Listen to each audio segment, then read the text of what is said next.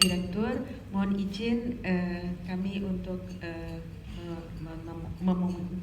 memoderatori presentasi oleh Bapak Pungkas dari Bappenas mengenai upaya Bappenas dalam mengarus utamakan pencegahan faktor risiko PTM dalam RPJMN 2020-2024 selaku Direktur Kesehatan dan Gizi Masyarakat Bappenas. Monggo kami persilahkan kepada Bapak Pungkas untuk mempresentasikan materinya. Terima kasih.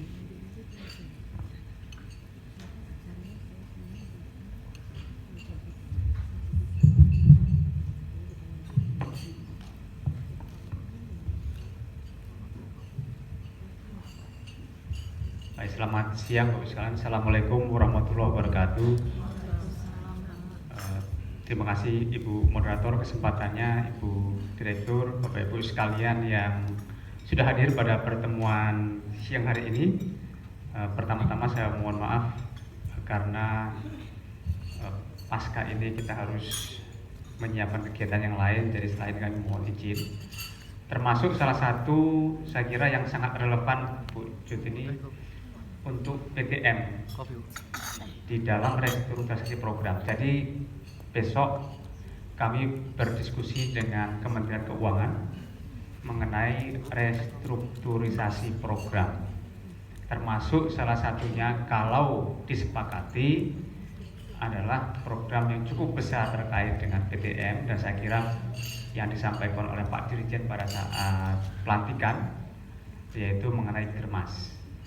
Jadi kalau desain ini disepakati bersama antara Bappenas dan Kementerian Keuangan dan kemudian kita diskusikan dengan Kementerian Kesehatan, Germas ini akan menjadi program. Nah, kalau seperti itu berarti program lintas.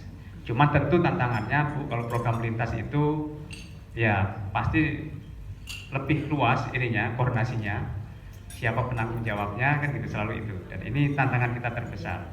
Tapi saya kira ini dari awal kami sebutkan bahwa secara praktek nanti PTM ini karena tentu sangat tergantung pada upaya-upaya promotif preventif, sehingga dalam pelaksanaannya tentu menjadi tantangan yang tersendiri. Jadi yang saya sampaikan adalah mengenai pengendalian penyakit tidak menular dalam RPJMN dan tidak spesifik saya kira mengenai kanker yang seperti diskusikan pada hari ini. Nah, slide berikutnya tentu kita selalu melandasi dari analisis yang dilakukan oleh Litbang Kementerian Kesehatan bersama International Health Metrics Evaluations, dan kami juga terlibat di sini, bahwa memang beban PTM penyakit tidak menular semakin lama semakin besar, termasuk di dalamnya kanker. Jadi kalau kita lihat lingkaran yang sebelah atas itu adalah beban penyakit atau burden of disease yang disebabkan oleh penyakit tidak menular. Contohnya di sini kita lihat adalah stroke, kemudian ischemic heart disease, kemudian penyakit lung cancer dan sebagainya. Ini juga menjadi beban yang cukup besar, dan saya kira yang sepakat di bawah juga diabetes menjadi isu berikutnya. Jadi dari peta ini menggambarkan seberapa besar permasalahan ini di tingkat kelompok umur umum. Kalau untuk di tingkat golongan tertentu seperti yang lansia 50 tahun, 60 tahun ke atas mungkin bebannya jauh lebih besar lagi. Tapi untuk kalangan anak-anak, untuk kalangan remaja, ini juga ada PTM lain yang selama ini hampir tidak pernah kita masukkan golongan dalam PTM, yaitu kesehatan jiwa. Saya nggak tahu kesehatan jiwa itu menular atau tidak itu ya. Nggak menular itu ya. Masuk PTM ya. Nah, kalau kita masuk golongan khusus remaja, kita tahu bahwa penyakit gangguan jiwa atau mental itu menjadi salah satu juga penyebab disability yang cukup besar untuk golongan tertentu. Jadi ini adalah untuk umum. Kalau kita masuk kelompok-kelompok tertentu ini bisa sih. Tapi dengan ini sudah menggambarkan bahwa memang ini adalah salah satu penyakit besar yang harus kita hadapi. Nah, di dalam RPJMN, kalau kita lihat Pak Jokowi di dalam pidatonya selalu menyampaikan beberapa dalam visi misi, dalam visi misi buku putih ketika beliau akan mencalonkan diri sebagai presiden, ini adalah yang kita ambil. Jadi ada 2 program aksi ya. Satu adalah mengembangkan sistem jaminan gizi dan tumbuh kembang anak, dan ini selalu kita di mana-mana kita dengar stunting, kemudian PKH dan lain sebagainya. Yang kedua adalah reformasi sistem kesehatan. Nah, dalam reformasi kesehatan yang nomor 1 adalah memperkuat upaya promotif preventif dengan pembudayaan gerakan hidup sehat. Saya kira juga saya melihat komentar Pak Dirjen pada saat dilantik juga pembudayaan. Dan ini sudah jelas disampaikan dalam visi misi beliau bahwa kalau dulu adalah peningkatan gerakan masyarakat, gerakan hidup sehat Germas. Sekarang pembudayaan. Saya kira tantangannya jauh lebih besar. Namanya budaya Indonesia didirikan sejak zaman prasejarah sampai sekarang itu masih terus berkembang. Dan ketika menjadi budaya, tentu tantangannya adalah perilaku, menjadi norma, menjadi value dan sebagainya. Dan itu tidak mudah, saya kira. Tidak mudah dan perlu upaya-upaya yang sangat keras dan terus-menerus sistematis hingga menjadi budaya. Tapi di sini cita-citanya sudah ada, budaya hidup sehat. Jadi sudah memang perilaku. Dan ini kita adopsi juga di dalam RPJMN menjadi pembudayaan gerakan masyarakat hidup sehat atau dikenal dengan Germas. Nah, sasaran pokok yang langsung terkait dengan penyakit tidak menular ini adalah yang kita targetkan adalah merokok dan obesitas pada usia di atas 18 tahun. Nah, saya kira di 2 upaya ini juga bukan hal yang mudah. Kita tahu merokok misalnya, ini dalam 5 tahun kita targetnya hanya menurunkan 0,4 selama 5 tahun. Artinya kurang dari 0,1 per tahun prevalensi merokok. Tidak banyak, tetapi ini juga effort yang luar biasa. Karena trennya sekarang meningkat. Nah, jadi kita membalikkan tren ini juga upaya luar biasa. Dan ini tentu adalah upaya-upaya yang lintas sektor, tidak hanya kesehatan, tidak hanya sektor yang lain, tapi juga melibatkan industri. Nah, saya kira tantangan terbesar ketika bicara rokok adalah di situ. Dan saya kira kami juga sudah mencoba, karena kita sudah mencantumkan sasaran ini dalam RPJM. Bappenas juga merumuskan langkah-langkah strategi. Sekarang kita sedang mengembangkan strategi pengendalian tembakau yang melibatkan lintas sektor. Jadi tidak hanya pendekatan non fiskal, tapi juga pendekatan fiskal. Pendekatan fiskal itu cukup efektif. Non fiskal adalah selama ini dilakukan oleh Kementerian Kesehatan. Tetapi ada satu hal yang selama ini hampir tidak pernah digarap, dan itu mungkin tidak terkait langsung, tetapi itu yang menjadi hurdle selama ini. Kalau misalnya ada pengumuman dari Kementerian Keuangan fiskal cukai naik 24%, yang ribut adalah bukan perokok, yang ribut adalah petani atau organisasi petani atau organisasi yang mengatasnamakan petani. Ya. Itu selalu menjadi isu. Kemudian tenaga kerja. Nah, karena itulah dalam strategi kita ke depan kita harus mengarah ke sana. Kita tidak hanya bisa bicara dari dilarang merokok itu tidak sehat, itu sudah umum dan sudah tahu. Tapi itu tetap kita gunakan sebagai basis. Yang hampir tidak pernah kita sentuh adalah bagaimana nasib dengan para petani. Karena masih banyak, ada ratusan ribu, 300 ribuan petani yang hidup di situ. Dan ini concern yang selama ini bukan dari kesehatan, concern di bidang lain.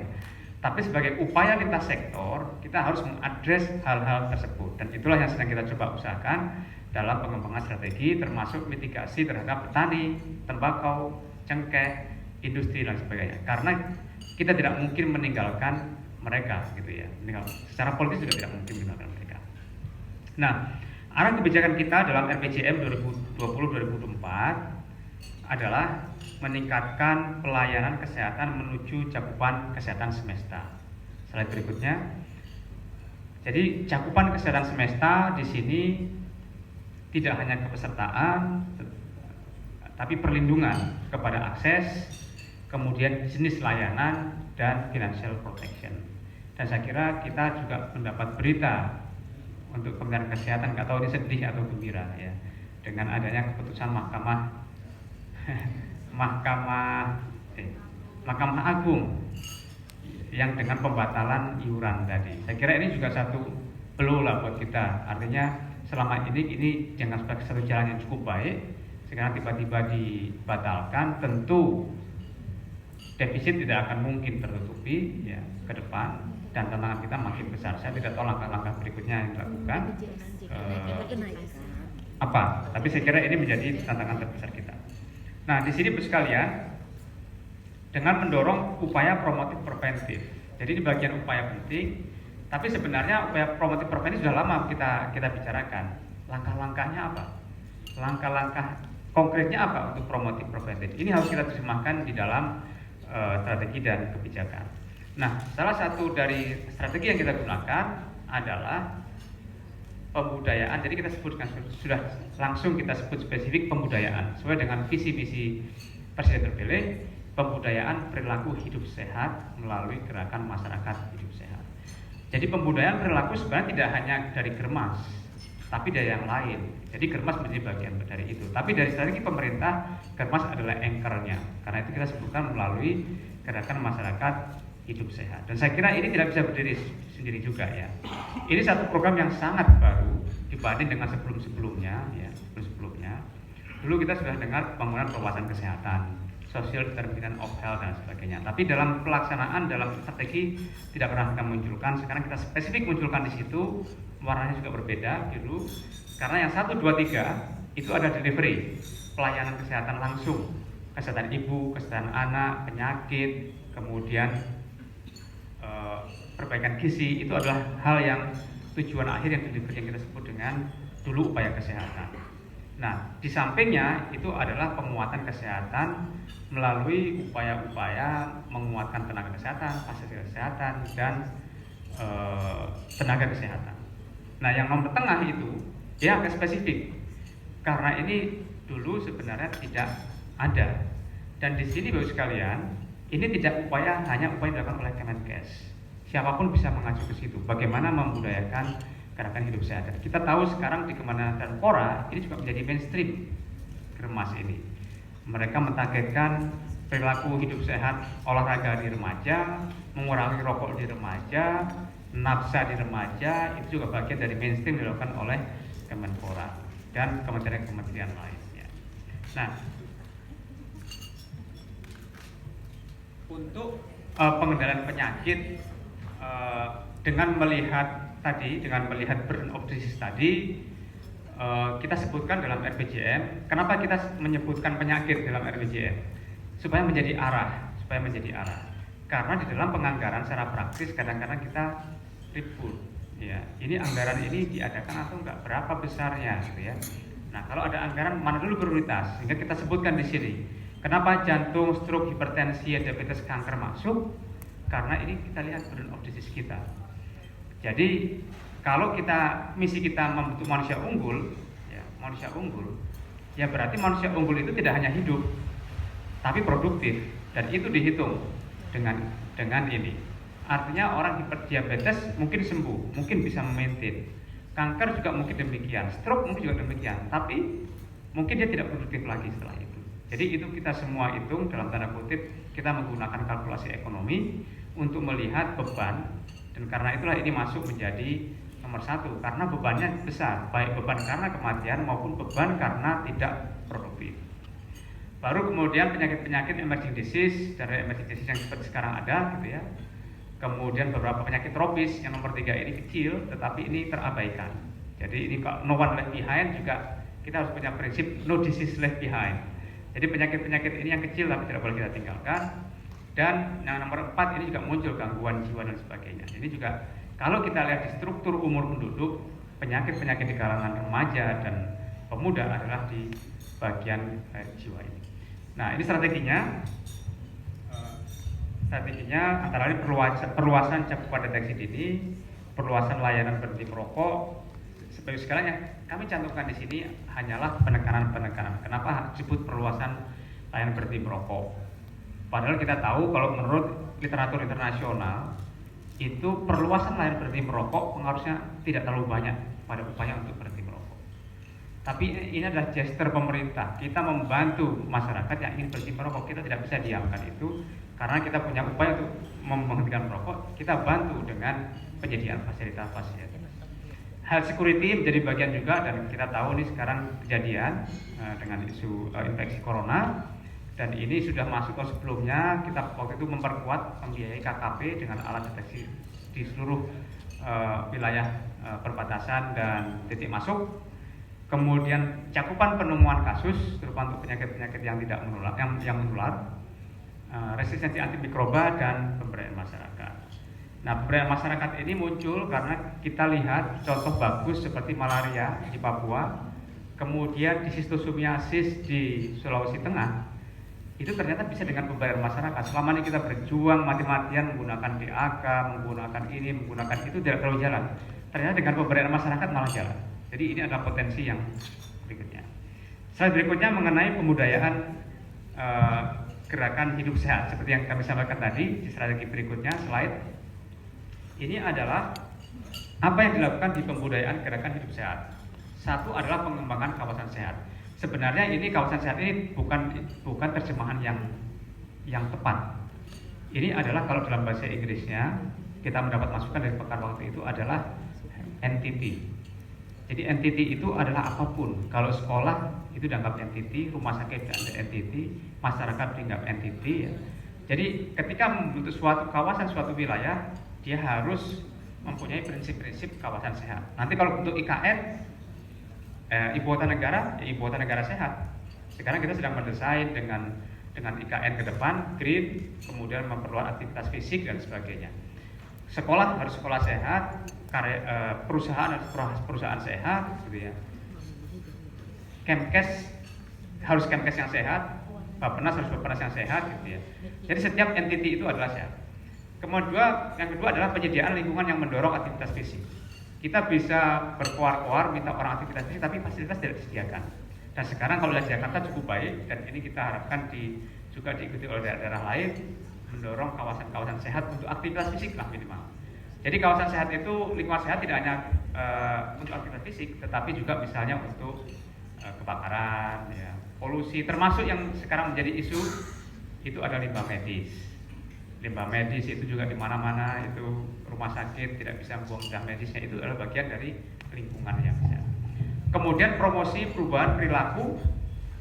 Nah, tentu ini juga suatu hal yang tidak gampang. Kemudian peningkatan penyediaan pilihan pangan sehat, ini terutama untuk mengadres tadi overnutrition. Pangan sehat harus lebih tersedia di lapangan. Tentu pangan sehat adalah definisinya macam-macam, tetapi kalau kita tidak menyediakan pangan sehat, tidak memperluas opsi, kita tidak punya pilihan lain kecuali makanan yang tidak sehat. Sehingga ini harus menjadi bagian. Bagaimana caranya? Banyak. Harus mulai dari Kementerian Pertanian. Contohnya, kalau sekarang Kementerian Pertanian fokus kepada pajali, padi, jagung, kedelai. Kalau kita tahu konsumsi buah dan sayur itu hanya 5% penduduk yang konsumsi sesuai dengan rekomendasi WHO. Berarti harus ada shifting di sana, bagaimana memperkuat, menyediakan sayuran dan buah. Nah, ini harus masuk ke dari hulu, makanya itu peningkatan penyediaan pangan itu dari hulu sampai hilir, sampai di meja, termasuk misalnya label food choice misalnya, apakah makanan ini sehat atau tidak, dikasih bintang atau warna atau monokrom. Ini juga menjadi salah satu pilihan agar masyarakat bisa memilih makanan yang sehat. Kemudian yang terakhir, regulasi yang mendorong percepatan, mendorong penerapan pembangunan kawasan sehat. Regulasi ini saya kira menjadi salah satu isu kunci kalau di dalam pembudayaan perilaku hidup sehat. Dan ini bisa sangat powerful tanpa biaya yang banyak. Gitu. Biayanya sedikit, kalau dialokasi ini sedikit gitu loh. Satu undang-undang berapa sih nggak tahu, saya belum pernah. Tapi karena 2 miliar berapa ratus membuat akademis dan sebagainya, 2 miliar 5 miliar. Tapi dampaknya sangat luar biasa. Dan yang kita harapkan di sini adalah pengembangan standar dan pedoman untuk sektor non kesehatan. Kita punya standar nggak kalau membangun jalan itu harus ada trotoar lebarnya sekian supaya orang bisa berjalan kaki. Kita punya standar nggak kalau membangun sekolah itu harusnya ada lapangannya, harusnya got-nya lancar, harusnya ada sanitasinya, harusnya ada air mengalir. Nah, Ini standar ini tidak bisa diciptakan non kesehatan. Dalam arti standar itu mungkin diterbitkan oleh institusi yang bersangkutan, tapi informasi mengenai standar-standar kesehatan itu yang tahu sektor kesehatan. Jadi leading sektor kesehatan ada di sini. Kemudian peningkatan cukai hasil tembakau, tadi khusus untuk masalah rokok.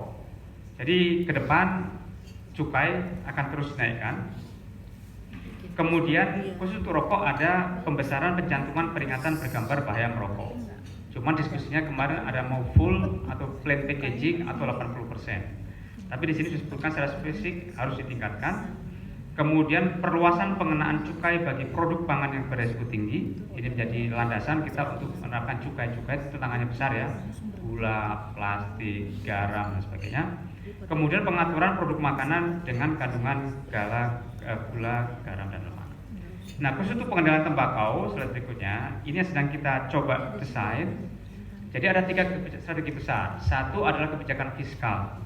Dan ini biasanya dianggap cukup efektif, yaitu terdiri dari peningkatan tarif cukai, simplifikasi sistem tarif, dan revisi regulasi terkait dengan CHT. Ini undang-undang ini sudah masuk di dalam RPJM bahwa undang-undang mengenai cukai akan direvisi.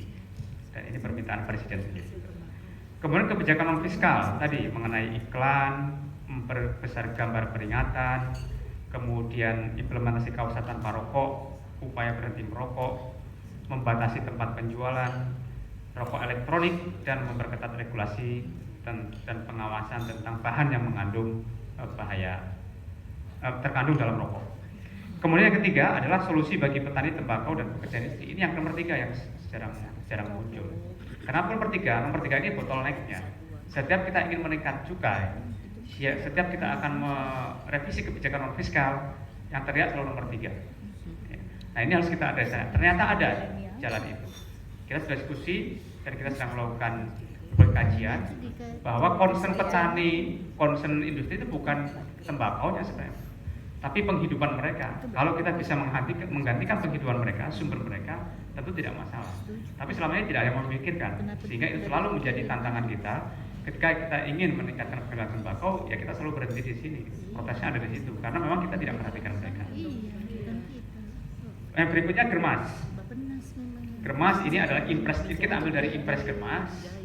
Ini kita punya tantangan besar untuk ke depan Germas. Ya, Germas itu sudah impresnya sudah jelas, tapi memang enforcement-nya tidak sekuat yang lain. Seperti stunting kita kawal betul. Germas ini memang perlu dikawal lebih kuat lagi. Dan KL-nya lebih banyak sebenarnya di situ, gitu ya. Di situ sudah jelas target-target detail ada, tetapi enforcement-nya ke dalam penganggaran ini juga belum.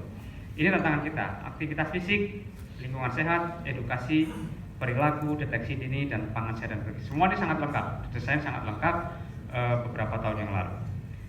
Yang terakhir, sekalian, beberapa hal-hal yang kita perlu diskusikan untuk pengendalian tembakau, pengendalian PTM. Pertama adalah tentu yang pertama itu adalah ketika no one left behind, kita harus memperkuat coverage, deteksi dini, penemuan kasus, termasuk penyakit menular juga demikian.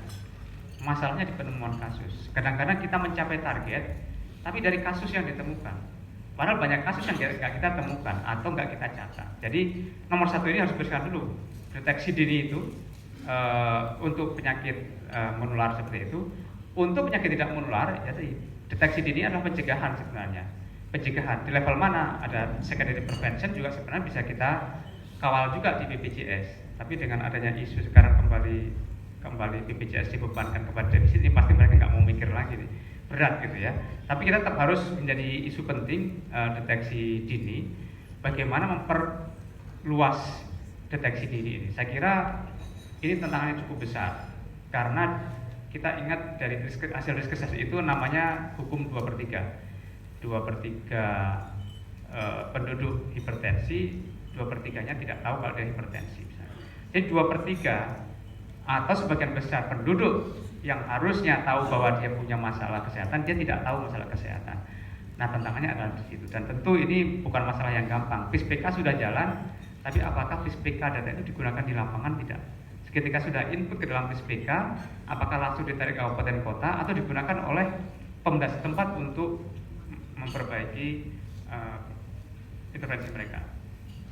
Yang kedua, pengendalian faktor resiko untuk tembakau dan pembudayaan perilaku hidup sehat. Nah, ini adalah hal yang strategik saya kira untuk tembakau ini, dan kita sudah mencoba melangkah ke sana. Kemudian pembudayaan perilaku hidup sehat, ini tantangan besar kita, bagaimana ini harus jangka panjang. Kemudian bagaimana kita untuk pencegahan yang bersifat pencegahan melalui imunisasi. Misalnya, kita tahu bahwa HPV kan cukup mahal ya, cukup mahal. Dan di kami waktu itu tidak masuk dari program nasional karena memang sangat mahal. Nah, kita punya beberapa sebenarnya, kita di sini artinya area ini bisa jadi ini bukan area ansih PTM temannya, tapi area farmakes juga, area P2P juga. Sebagai contoh, vaksin PCV untuk angka kematian bayi itu dengan mekanisme baru kita berhasil menurunkan menjadi seperempatnya, dari sekitar harganya $19 menjadi $4. Dengan demikian coverage-nya tiba-tiba akan mengembang. Bisa nggak kita melakukan hal yang sama untuk penyakit tidak menular? Atau mungkin kita harus mulai berpikir, apakah semua program nasional harus disediakan secara gratis oleh pemerintah? Apakah lebih baik kita subsidi dengan coverage yang lebih luas daripada kita memberikan free misalnya? Kalau di DKI Jakarta HPV free karena mampu, tapi di luar nggak akan mampu. Tapi ada sebagian masyarakat yang mampu, dan saya kira ini mekanisme ini kita perlu desain bersama, kita perlu eksplor segala macam kemungkinan. Ya kita nggak sediakan gratis, tapi kita berikan dengan harga yang lebih murah sehingga kita coverage-nya lebih banyak, karena masyarakat juga banyak yang mampu untuk membeli itu sebagian dan mau. Dan yang terakhir, penjajakan alternatif financing untuk co-payment. Ini terutama untuk penanganan penyakit. Kita tahu bahwa di desain JKN kita, desain JKN kita sangat generous, semua ditanggung, hampir tidak ada co-financing. Saya kira ke depan kalau co-financing ini dampaknya macam-macam. Satu, bisa mengurangi beban pemerintah. Dua, menjadi alat rem juga untuk moral hazard. Kalau tidak ada co-financing, ada kecenderungan moral hazard, ada kecenderungan supply induced demand, di mana tenaga kesehatan mengencourage kegiatan-kegiatan atau diagnosa atau pelayanan kesehatan yang sebenarnya tidak terlalu perlu. Nah, saya kira ini beberapa yang bisa kita diskusikan langkah-langkah praktisnya. Termasuk yang nomor 4 adalah bagaimana ini embedded ke dalam program-program kegiatannya yang dilakukan oleh BPJS Kesehatan. Ya, sudah berbunyi, jadi saatnya sudah selesai. Sudah ada bel. Jadi kami punya slide tambahan di bawah, kalau Bapak sekalian mau lihat, kami silakan, nanti di copy ada data-data mengenai kanker. Tapi saya kira Bapak sekalian lebih paham mengenai itu karena kami yang diminta anak PTM. Saya kira demikian Bapak sekalian yang bisa kami sampaikan. Kami sampaikan untuk sebagai bahan untuk diskusi. Mudah-mudahan bisa menjadi dasar pemikiran kita untuk dapat melaksanakan pengendalian penyakit, terutama penyakit tidak menular lebih baik di Indonesia. Demikian kurang lebihnya, mohon maaf. Assalamualaikum warahmatullahi wabarakatuh.